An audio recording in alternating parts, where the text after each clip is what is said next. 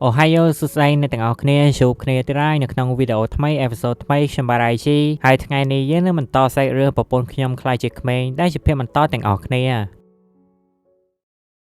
ក្នុងពេលដែលនីស៊ីម៉ារ៉ូនិយាយទម្លាប្រាក់នៃការពិតថាក្មេងស្រីម្នាក់ហ្នឹងគឺជាប្រពន្ធរបស់គាត់ភ្លាមនោះម៉ៃក៏លេងមកចេញមកបញ្ឈប់គាត់ដោយស្រែកលឺដើម្បីដាស់សតិប៉ារបស់នាងឡើងវិញគាត់គឺមិនអាចធ្វើដូច្នេះបានឡើយព្រោះថាមនុស្សជាច្រើនកំពុងតែសម្លឹងមកកាន់ពួកយើងហើយបើសិនណាជាគាត់ធ្លាយមកនិយាយហើយរឿងមួយនេះដឹងដល់ប៉ូលីសនោះពួកយើងច្បាស់ជាមានបញ្ហាជាមិនខានព្រោះថាយើងគឺជាអ្នកដតីគ្មានជាប់ពាក់ព័ន្ធអីជាមួយនឹងអ្នកម៉ាក់ក្នុងពេលបច្ចុប្បន្ននេះឡើយជាចុងក្រោយនីស៊ីម៉ាបានត្រឹមតែខំមកសង្កត់ចិត្តមិនអាចជួយអ្វីបានចំពោះប្រពន្ធជាទីស្រឡាញ់របស់គាត់លុះត្រឡប់មកដល់ផ្ទះវិញនីស៊ីម៉ាគ្មានអ្វីអាចតាក់ទងជាមួយថាខៃបានឡើយព្រោះមិនទាន់បានបកគោលទូរស័ព្ទឲ្យទៅកាន់នាងវិញម្យ៉ាងទៀតថាខៃក៏មិនដែលប្រាប់ពួកគេឲ្យដឹងសោះអំពីស្ថានភាពគ្រួសាររបស់នាងថានាងបានជួបប្រទះនៅអ្វីខ្លះហើយពេលដែលកំពុងតែបារម្ភអំពីម៉ែរបស់ខ្លួនម៉ៃក៏មានចិត្តបារម្ភខ្វល់ខ្វាយពីលោកប៉ារបស់នាងដូចគ្នាព្រោះបើសិនណាជាគាត់ហ៊ានហាមកនិយាយតែបន្តិចហើយត្រូវបានប៉ូលីសចាប់នោះពួកយើងច្បាស់ជាគ្មានឱកាសអាចឃើញមុខអ្នកម៉ាក់សាច់ជាថ្មីបានទៀតឡើយប៉ុន្តែ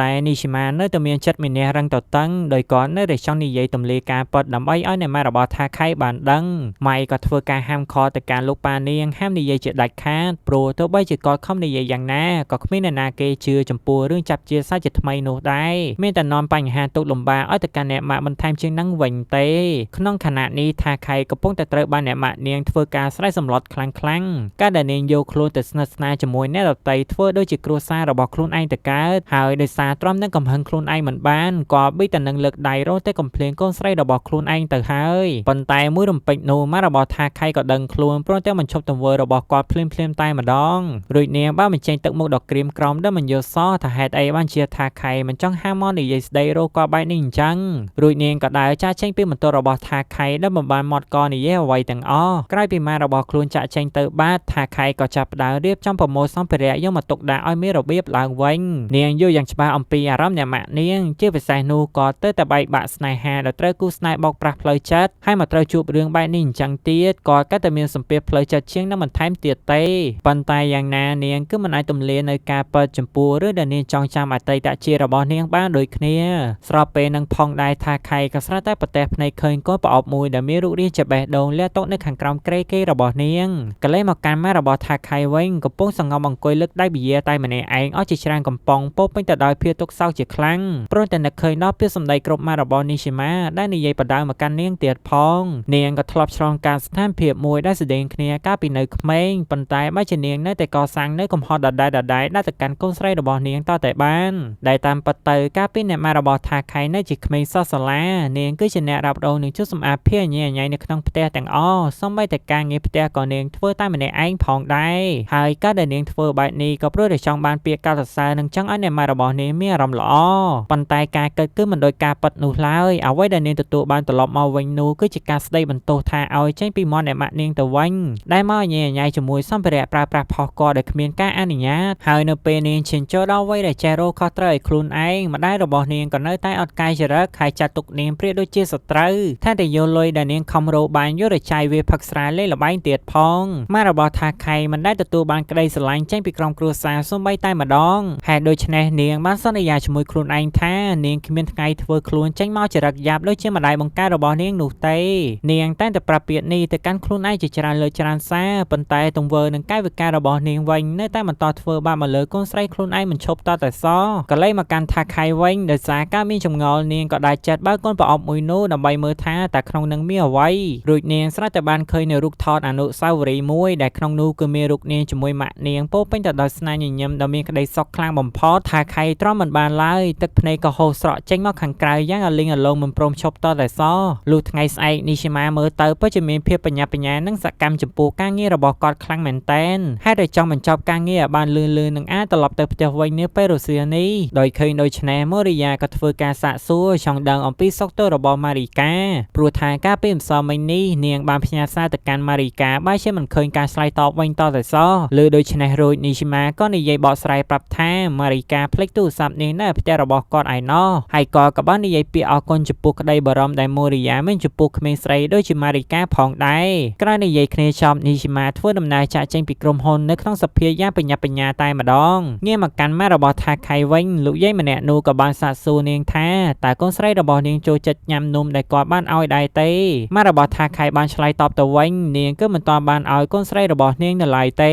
ម្យ៉ាងទៀតនាងគឺមិនសូវមានសម្ព័ន្ធភាពជិតស្និទ្ធជាមួយកូនស្រីខ្លួនឯងប្រហែលដែរលើដូច្នេះលោកយាយម្នាក់នោះមានដំបូន្មានចង់និយាយប្រាប់ម៉ែរបស់ថាខៃបើសិនណាជានាងចង់ត្រូវរើគ្នាជាមួយកូនស្រីនាងត្រូវតែត្រៀមខ្លួនធ្វើជាម្ដាយមួយរូបដែលពេញលក្ខណៈគ្រប់គ្រាន់និងមានទំនួលខុសត្រូវមុនពេលចង់ប្រឈមមុខជាមួយកូនរបស់ខ្លួនឯងជាដំបូងត្រូវប្រឈមមុខជាមួយខ្លួនយើងជាមុនសិនខណៈពេលនេះថាខៃកំពុងតែដើរចេញពីរៀនតែម្នាក់ឯងនៅក្រោមដំណក់ទឹកភ្លៀងសភាពរបស់នាងមើលទៅដូចជាឈឺគ្រុនក្តៅហើយជួនពេលនឹងនាងក៏ជួបប្រទះគ្នាជាមួយនឹងនីស៊ីម៉ាដែលកំពុងតែឈររងចាំនាងហើយក៏បកគោទូរស័ព្ទឲ្យទៅកាន់នាងវិញដែរបន្ទាប់មកនីស៊ីម៉ានិយាយប្រាប់ថាខៃដែលក៏មានបំណងចង់បញ្ចុះបញ្ចូលឲ្យម៉ាក់របស់នាងយកព្រមអនុញ្ញាតឲ្យនាងមករស់នៅជាមួយគាត់ហើយគាត់នឹងនិយាយទម្លាយនៃការប៉ັດអំពីរឿងរបស់នាងដើម្បីឲ្យម៉ាក់របស់នាងបានយល់មិនត្រឹមតែប៉ុណ្ណោះគាត់ក៏ដឹងថាខៃគឺជាកូនស្រីដ៏ល្អមួយរូបហេតុនេះនាងសមនឹងទទួលបាននូវក្តីស្រឡាញ់និងការមើលថែយ៉ាងដិតដល់នាងមិនគួរណាទ្រាំរស់នៅជាមួយម្ដាយដែលមិនផ្ដល់តម្លៃឲ្យនាងនឹងជាម្ដាយដែលអាត្មានិយមគិតតែពីខ្លួនឯងនោះទេនីស៊ីម៉ានៅតែបន្តនិយាយពាក្យលើសលប់មកកាន់អ្នកម៉ាក់របស់ថាខៃមិនព្រមឈប់ថាខៃទ្រាំឈប់ស្ដាប់បន្តទៀតមិនបានឡើយនាងក៏និយាយស្រែកលឺទៅកាន់នីស៊ីម៉ាថាក៏ស្គាល់ម៉ាក់របស់នាងច្បាស់ម៉ែតែដែលជួបគ្នាបានម្ដងគត់ប៉ុណ្ណោះនីស៊ីម៉ាក៏បានឆ្លើយតបក៏ធ្វើដូច្នេះគ្រាន់តែចង់ឲ្យនាងចាក់ចេញពីទីនោះហើយមករស់នៅជុំគ្នាជាមួយគាត់ដូចដើមវិញនឹងឯងថាខៃក៏និយាយពាក្យនៅក្នុងចិត្តចេញមកនាងពិតជាចង់រស់នៅជុំគ្រួសាររបស់នាងខ្លាំងណាស់ប៉ុន្តែនាងមិនអាចទេព្រោះថាក្មេងស្រីដែលកំពុងឈរនៅចំពោះមុខគាត់គឺមិនមែនជាខ្លួននាងទេតែគឺជាម៉ារីកាកូនស្រីរបស់អ្នកដតីតែប៉ុណ្ណោះនិយាយមិនតាន់ចប់ផងថាខៃក៏ស្រាប់តែដួលសន្លប់នៅនឹងកន្លែងភ្លាមតែម្ដងនីស៊ីម៉ាក៏បានយកដៃរបស់គាត់ទៅស្ទាបលើថ្ងាសថាខៃទើបដឹងថានាងកំពុងក្តៅខ្លួនជាខ្លាំងហើយដូច្នេះក៏លើកនាងទៅបីនៅពីក្រោយខ្នងដើម្បីនាំនាងត្រឡប់ទៅផ្ទះវិញកប់ជូនអីអ្នកម៉ែរបស់ថាខៃក៏ដើរកាត់នៅទីនោះរួចនាងក៏បញ្ញាប់ស្ទុះស្ទារទៅមើលអាការៈកូនស្រីរបស់គាត់ភ្លាមពោពេញទៅដោយក្តីបារម្ភជាខ្លាំងនាងក៏ប្រាប់នីស៊ីម៉ាឲ្យឆាប់នាំកូននាងត្រឡប់ទៅសម្រាប់នៅផ្ទះរបស់ពួកគេវិញជាបញ្ញា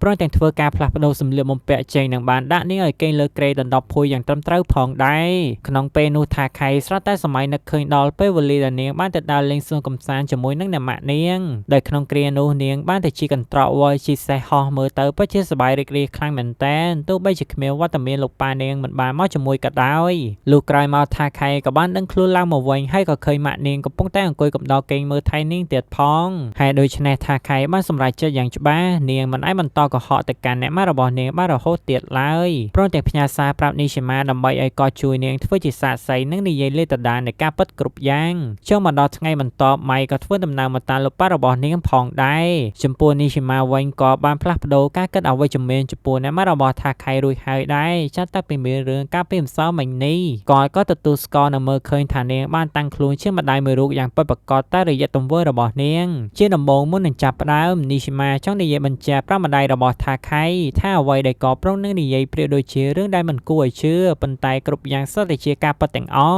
់នីស៊ីម៉ាចាប់ផ្ដើមនិយាយប្រាប់នៅការពិតថាក្មេងស្រីដែលមានឈ្មោះថាម៉ារីកាម្នាក់នេះតាមពិតគឺជាប្រពន្ធរបស់គាត់ដែលចាស់កំណើតសៅជាថ្មីឡើងវិញហើយថ្ងៃដែលនាងចាប់ផ្ដើមមានការចាំជាតិត្រឡប់មកវិញគឺក្នុងគ្រាដែលនាងដើរឆ្លងកាត់ផ្ទះរបស់គាត់នឹងឯងក្រោយពីបានស្ដាប់រួចហើយអ្នកម៉ាក់របស់ថាខៃពិតជាមិនជឿពិតមែនថែមទាំងនិយាយចំអកឡកលើយថាឲ្យនីស៊ីម៉ាគឺជាមនុស្សលប់សតិអត់គ្រប់ទឹកទៀតផងនីស៊ីម៉ាមិនបានប្រកាន់ខឹងអ្វីដូចគ្នារួចក៏បន្តនិយាយទៀតថាតើនាងមានបានក៏សម្គាល់ឃើញអ្វីខុសប្លែកចំពោះកូនស្រីខ្លួនឯងដែរទេនិយាយបានប៉ុណ្នេះធ្វើឲ្យម៉ាក់ថាខៃចាប់ផ្ដើមនឹកឃើញអំពីរូបភាពកន្លងមកដែលកូនស្រីរបស់គាត់មានភាពប្លែកខុសពីធម្មតាមួយរំពេចនោះម៉ាក់របស់ថាខៃក៏លេចមើលទៅកាន់ម៉ារីកាព្រមទាំងទទួលដឹងនៅអារម្មណ៍ថានាងប្រៀបដូចជាអ្នកដតីមិនមែនជាកូនស្រីគាត់តតែសោះជាចុងក្រោយម៉ាក់របស់ថាខៃព្រមទទួលយកនឹងជឿនៅរឿងអភូតហេតុមួយនេះថាចង់សួរទៅកាន់នីស៊ីម៉ាថាគាត់ចង់ធ្វើអ្វីបន្តទៀតឬមួយក៏គាត់ចង់នាំយកកូនស្រីរបស់នាងចេញឆ្ងាយពីនាងមែនដែរទេឮបែបនេះហើយនីស៊ីម៉ាបាននិយាយបកស្រាយដល់ដំបូងនោះគាត់ពិតជាចង់ធ្វើដូច្នោះមែនព្រោះគាត់មើលឃើញថានាងមិនស័ក្តិសមធ្វើជាម្ដាយរបស់ក្មេងម្នាក់នេះឡើយប៉ុន្តែក្រោយពីបានឃើញអំពីក្តីបារម្ភក្នុងនាមជាម្ដាយរបស់នាងកាលពីម្សិលមិញក៏យល់ច្បាស់ថាគាត់មិនតស្គាល់អីច្បាស់ពីនាង 100% រយឡើយហើយដូច្នេះក៏ចង់សួរទៅកាន់នាងតើនាងមានអារម្មណ៍បែបណាចំពោះក្មេងស្រីម្នាក់នេះឆ្លៀតពេលនោះថាខៃក៏បានបញ្ចេញនៅរូបថតរបស់ពួកគេមួយសន្លឹកឲ្យទៅកាន់អ្នកម៉ាក់នាងបានឃើញទោះបីជានាងដឹងថាខ្លួនឯងកំពុងតែមានការចងចាំជាថាខៃមិនមែនជាម៉ារីកាពិតមែនប៉ុន្តែយ៉ាងណានាងក៏នៅតែជាកូនស្រីរបស់គាត់ដដែលហ្នឹងម៉ាក់គឺជាអ្នកផ្ដល់កំណើតនិងចិញ្ចឹមបីបាច់មកលើនាងពេលនោះនីស៊ីម៉ាក៏ស្រាប់តែបញ្ចេញសម្លេងខ្លាំងៗព្រោះតែចង់ឲ្យម្ដាយរបស់ថាខៃបង្ហាញអារម្មណ៍ពិតរបស់នាងឡើងមកអញ្ចឹងទៅម៉ាក់របស់ថាខៃបានក្រាបមុខចោលព្រមទាំងនិយាយតាមត្រង់ថាក៏ពិតជាចង់រស់នៅក្បែរកូនស្រីរបស់គាត់និងចង់ចាប់ផ្ដើមជីវិតសារជាថ្មីឡើងវិញក្រោយពីទទួលបានចម្លើយដ៏ល្អឥតខ្ចោះបែបនេះរួចនីស៊ីម៉ាក៏និយាយលើកឡើងថាបើសិនណាជានាងបារាជ័យធ្វើជាម្ដាយម្ដងទៀតក៏ច្បាស់ជានាំយកប្រពន្ធផុសគាត់ចាស់ចេញទៅឆ្ងាយហើយប៉ុន្តែក្នុងពេលឥឡូវនេះក៏ជឿថាផ្ទះមួយនេះនៅតែជាទីកន្លែងដែលស័ក្តិសមបំផុតចំពោះនាងក្រោយពីនិយាយចប់រួចពួកគេទាំងពីរក៏រៀបចំខ្លួនធ្វើដំណើរចាកចេញទៅថាខៃនិយាយពីអរគុណជឿទៅកាន់ប្តីហើយនិងកូនស្រីរបស់នាងរួចហើយនាងក៏បានដើរត្រឡប់ទៅរកម្ដាយរបស់នាងវិញព្រមទាំងនិយាយដោយស្នាមញញឹមថាគាត់នៅតែជាម្ដាយរបស់នាងទោះបីជាមានរឿងអ្វីកើតឡើងក៏ដោយហើយក៏បណ្ដាលឲ្យអ្នកម៉ែរបស់នាងស្រែកយំចេញមកខ្លាំងៗពោពេញទៅដោយភាពស្ដាយក្រោយចំពោះទង្វើមិនល្អដែលធ្លាប់ធ្វើដាក់នាងកន្លងមក